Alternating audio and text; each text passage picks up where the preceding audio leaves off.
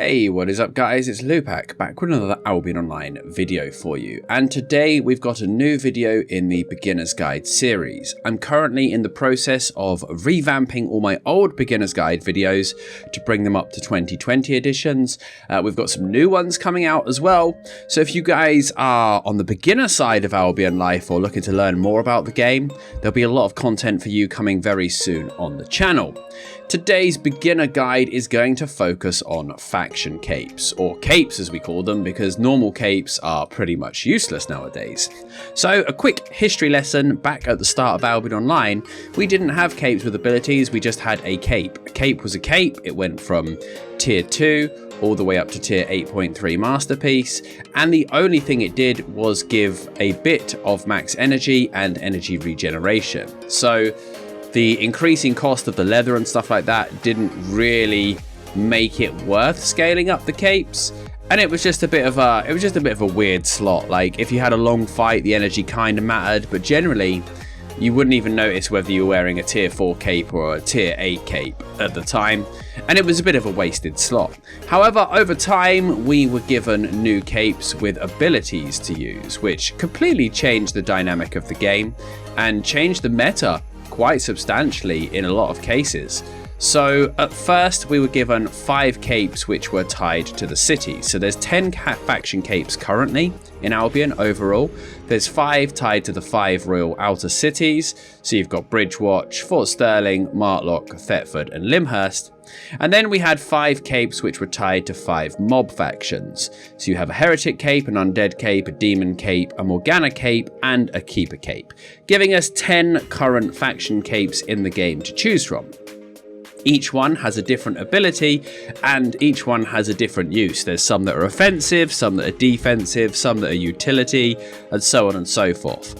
One of the big things we're going to talk about in this video is the scaling of these capes. So you can see here I'm using tier 4 capes on all of them, but as I give you info on each cape, I'm also going to talk about the scaling, because some of the capes scale well and some of the capes don't scale well.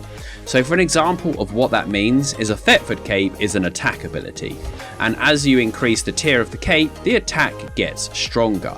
So this is an example of a cape that scales well, and the Martlock Cape gives a percentage based defense bonus, and when you increase the IP, all it does is reduce the cooldown. So while it's useful, it doesn't scale in the same way as a Thetford Cape does. So I would say that is a poorly scaled cape. Now, creating these capes is done in a certain way. Firstly, you need the original cape. So you need a flat cape, which I can show you here on the Destiny board. You can find the original normal capes. These are created by anybody with the required skill, and they use 4 cloth and 4 leather. The base cape will transition into the tier of faction cape. So if you make a 4-1 cape, that will be used to make a 4-1 faction cape. So once you have the tier of cape, you will then need the appropriate tier of crest. So for example, if you want to make a Bridgewatch cape, you'll need a Bridgewatch crest, which costs 400 faction points, which are earned through the faction system. And for the faction capes, you need a droppable crest, which you'll find in the various dungeons or hellgates or wherever.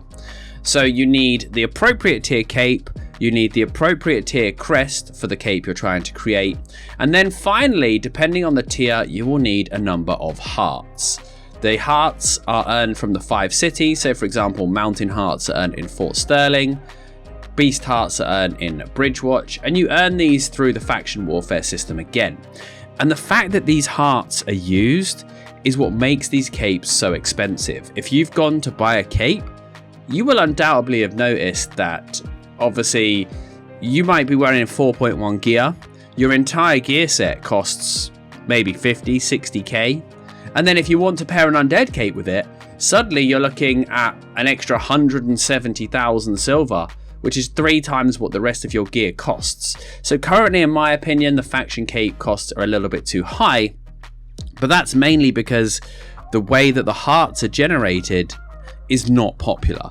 Like, trade runs are semi-popular, faction warfare, actually capturing outposts and earning points isn't that popular. There isn't that many hearts being generated, and that kind of puts a stumbling block on it. And again, as you go up the ranks in capes, you'll notice that not only do you need the higher tier crests, you need more hearts to create them.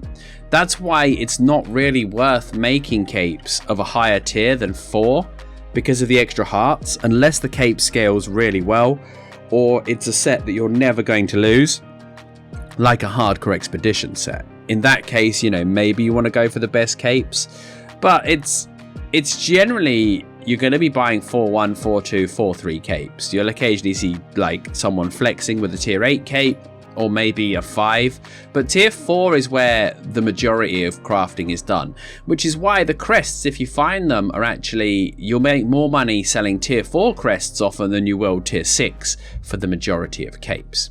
Anyway, so that's how you craft them. That's a little bit about scaling. We'll get on to the nitty gritty of it, and you guys obviously would like to know what each of the capes does. So we'll start going through the 5 Royal City ones, and I'll give you a quick rundown of each ability.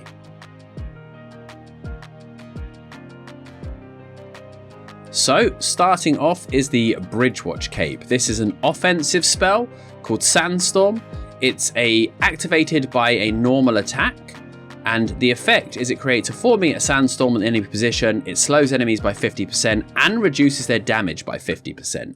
So this is quite an interesting cape. People thought this was going to be OP at first when it came out. They were like, this is going to be so good in chokes and in fights and stuff like that. However, they quickly realized that due to the fact that it's activated on your next auto attack and you can't really control it unless you just don't attack, it's quite clunky to use in a PvP situation. So it quickly progressed into being a PvE ability. The main uses for it are in raid dungeons and hardcore expeditions, where chaining together 50% damage reductions are super useful in controlling the damage onto your tanks and onto your party. Hardcore expeditions in particular really love this cape. Now, one thing to note is it's a percentage based, so it's a cooldown reduction with IP. So this is a badly scaling cape, and I'm just going to hit someone here and give you a quick idea what it does. So if you auto attack this guy, you can see he's stuck in a sandstorm and he's doing very little damage to me. So we'll quickly turn it around and finish him off. And that is the Bridgewatch Cape. So the main times you'll see this are super Gucci ones, 8283 Masterpiece that people take to hardcore expeditions, and 4.1s that people will use in raids. Because it's a poorly scaling cape, it's not really one to make at a high level. Next up then is the Fort Stirling Cape, a defensive orientated cape with an ability called Untouchable. Again, this has no stats on the ability, so it only scales cooldown, which makes it a poorly scaling cape. However, it's a long cooldown and very useful, so some people do run a higher level. I've seen a few 6-2 Fort Stirling capes in ZVZ fights, because sometimes that cooldown does make the difference. Generally though, again, it's a tier 4 one that you'll see the most. So Untouchable activates automatically when you get stunned, silenced or rooted, and the effect is essentially a cleanse effect that you find on a lot of other weapons and equipment, and it removes all movement pairing and debuff effects from you, but not dots. So basically the first time you get stunned, rooted or silenced, this will cleanse it. It's just a free automatic cleanse. You don't have to activate the first time you get hit. It's a very effective cape in my mind. I think it's super good, and it makes a solid default choice for PvP situations simply because it gives you that CC immunity to the first CC you're encountering.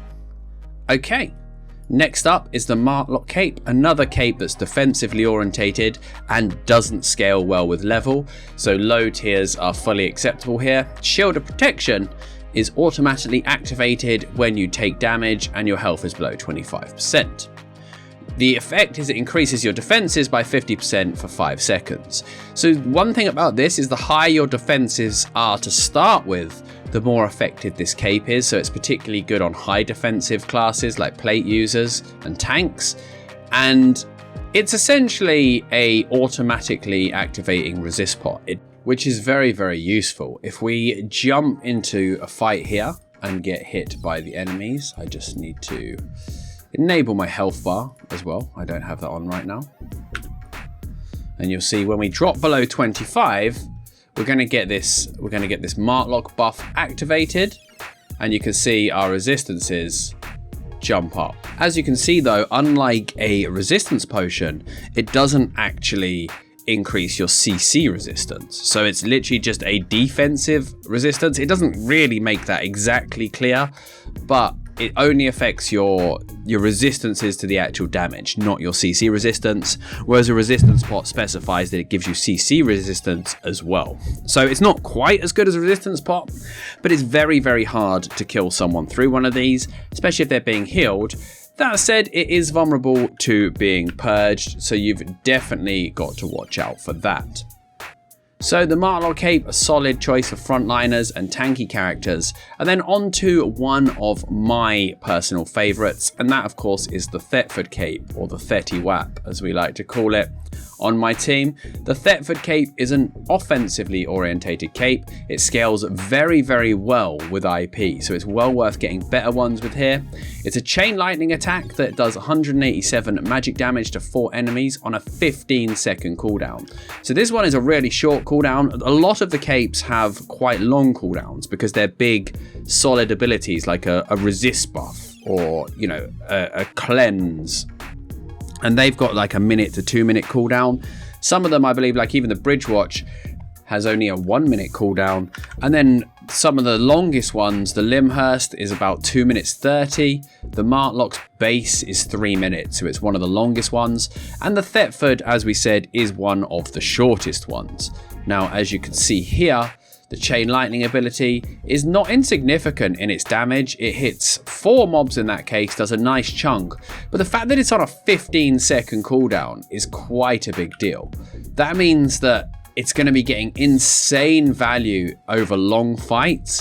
It's super, super popular in 5v5s, less so in ZVZ because obviously you need those big defensives when you get comboed on. And initially people thought it was going to be a really good PvE cape because extra damage on your DPS, who's not going to want that? But it was found, especially in the raid dungeons, that Thetford Capes actually have an annoying habit of pulling things you didn't want to pull. So the chain lightning might jump onto an extra mob or an extra pack that you weren't planning on pulling, and it can cause a lot of problems. So it is viable for solo dungeon clearing in my mind, but group dungeons, and especially the raid dungeons, it's quite a dangerous choice if you're not careful with it. And it's going to be proccing a hell of a lot, so you've got to be very, very careful not to pull extra mobs. I thoroughly recommend not using them. This is one of the best scaling capes in the game though, which is nice for it and is a very, very popular offensive choice right now. Next up is the Lyndhurst Cape, the final of the 5 Royal Capes, and this is a support cape. The ability is very, very simple, and it's basically really, really useful on any class that is very energy intensive. The ability is called Energy Reserve with a base 2 minute 30 cooldown at 4.1. The only thing that scales here is the cooldown, so again, it's not the best scaling cape, but it's a super strong ability, so sometimes it is worth leveling that cape up. The condition is when you cast a spell and your energy is below 40%, it will give you 8% energy per second for 10 seconds. So a total of 80% energy restored. Essentially a full energy bar back on demand when you run low every few minutes. This is insanely good and one of the best capes in the game, especially for energy intensive classes, healers, like high output mage classes, and things like axes as well. They really benefit from this. It's essentially a second energy pool. Again, it's vulnerable to purging, and smart tanks will purge you when you're trying to get your energy back, but a fantastic cape for anybody that has energy problems. Next up then, we're going to talk about the 5 faction capes for the mob factions very, very quickly. These ones are all fairly simple to explain. The Heretic Cape, the first one, is a bit of an odd one. It used to have an ability that worked in conjunction with a mount called the Spectral Bat. Now the ability of the Heretic Cape is similar to a Skinner's Cap. A devious trap. When you cast your boot spell, it drops a trap which activates when stepped on and roots the enemy and deals physical damage. So you could see here, you drop the trap, somebody will walk over it and it will root them and do some damage. So it's pretty fun in ganking. It definitely has some utility if you're being chased. It's one that you kind of have to find uses for, but the main use used to be the Spectral Bat Mount was able to blink. It had a blink ability which was on the shoe slot, and with the Heretic Cape, when you blinked, it actually put the trap at the destination instead of the origin. So you used to blink in front of a mount you were chasing and it would drop a trap at their feet. It was so OP for ganking, they had to nerf it. That was the main use, but this still has some use in the open world and ganking. You won't really see it anywhere else though, because it's a relatively long cooldown, 1 minute 30, and it's not the easiest ability to use. So probably the least popular of all faction capes in my opinion, but the Heretic Cape is still worth a mention. On now to the opposite end, the most popular cape in the game currently, the Undead Cape. This is what you'll see gatherers using, this is what you'll see a lot of open world gankers using, solo dungeon runners. This cape is the most popular cape in the game, and if you go to the market, the price will reflect that. It has an ability called Vanisher. When you take damage and your health is below 25%, you turn invisible for 6 seconds. You can still use abilities, and your damage and heal power are reduced by 50%. It's a long cooldown. The only thing that scales with IP is cooldown, so it's fine to have a 4-1, although even a 4-1 will set you back probably around 200 to 300k currently. So we're going to go and get attacked and show you what it does. Now this is the defensive option for the squishier classes in the open world. The Martlock is good for the tanks. This is good for squishier classes that don't benefit from the defenses as much. So you'll see we get knocked low, the cape will kick in and we'll go invisible, which in this case resets the mobs. And unlike an assassin jacket, you can move as far as you want, you can cast spells. It's really good for those clutch escapes.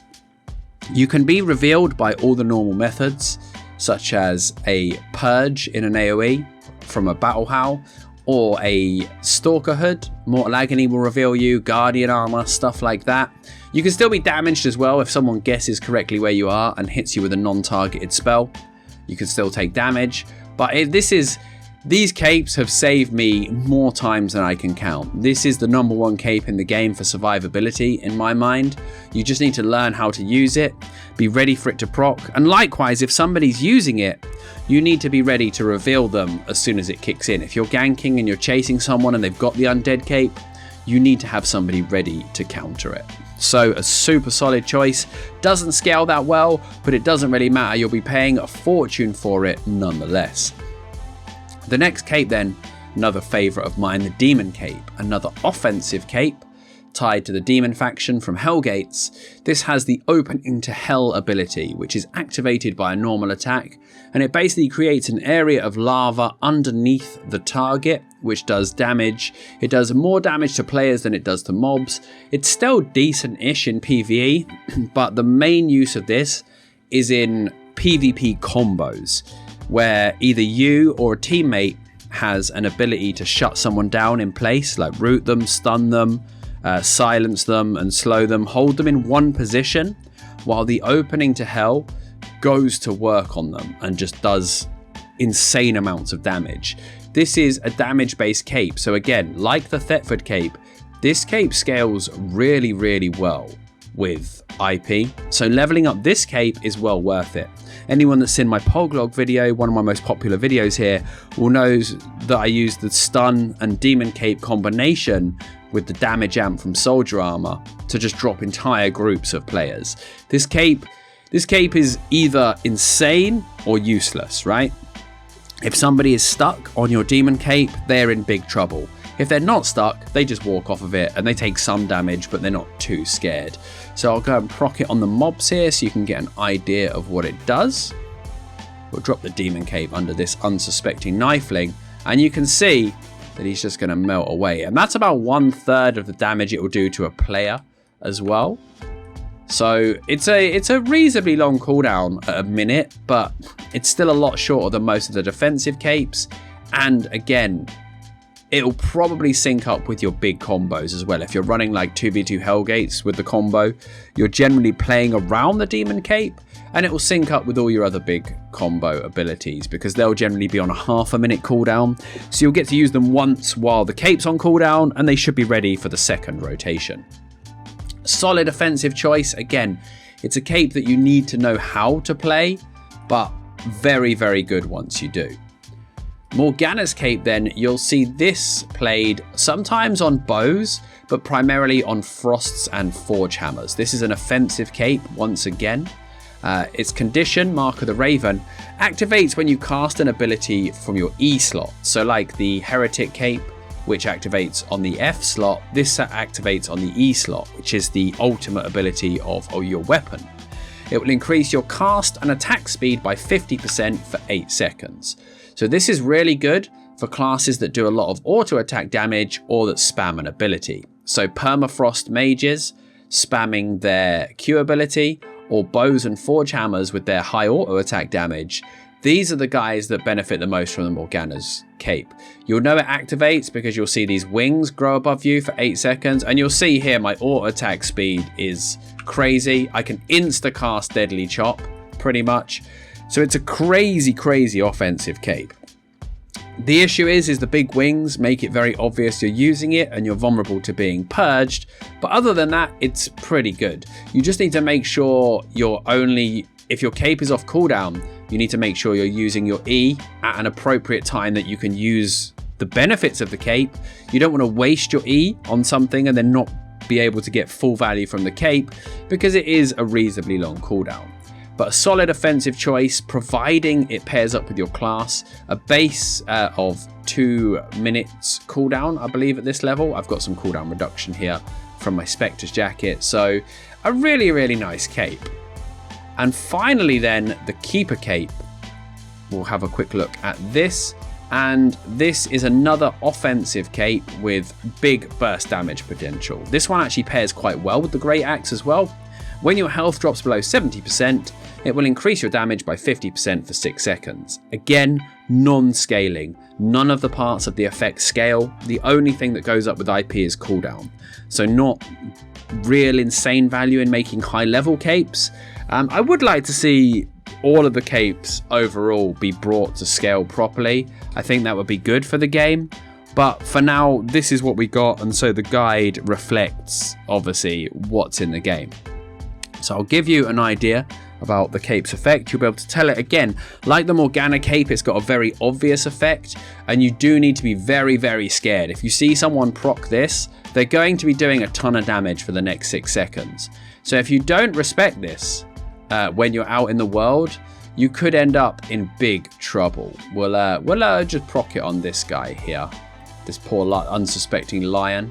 I'll let him get me down a little bit, and then we'll give him the big damage from the cape. So you'll see my base here is about 211 on my E ability. I'm going to light up in a second with the Keeper, and you'll see we're just slamming through him with that spin ability, and there you go. Vulnerable to purge, but it's such a quick ability that it's often, by the time they react and purge it, you've got half the value anyway. But you really do have to respect this ability when you see it on a burst class as well. Like one-shot crossbows, pikes, anything like that. Like anything with insane burst potential and a Keeper Cape, you've got to be wary of it. You've got to be ready for it with your defensives or just get out of range. Otherwise, you're just going to get melted. So those are the 10 faction capes we currently have in the game. There's no Avalonian capes at the time of writing, although I expect those to perhaps come in the future. And I would like to see capes adjusted to scale better with IP for all of the capes, not just some of them. But yeah, there you go. That's what they do. That's how to play with them and around them, whether you're with them or against them. I hope you've enjoyed this little insight into the fun world of faction capes, and I'll see you guys soon for another beginner's video. Don't forget to give a like and subscribe if you enjoyed the channel, and feel free to comment below if there's any particular videos you want to see, or if there's anything about faction capes you think I maybe missed on this video. Hope you guys have a fantastic day, and I'll see you soon.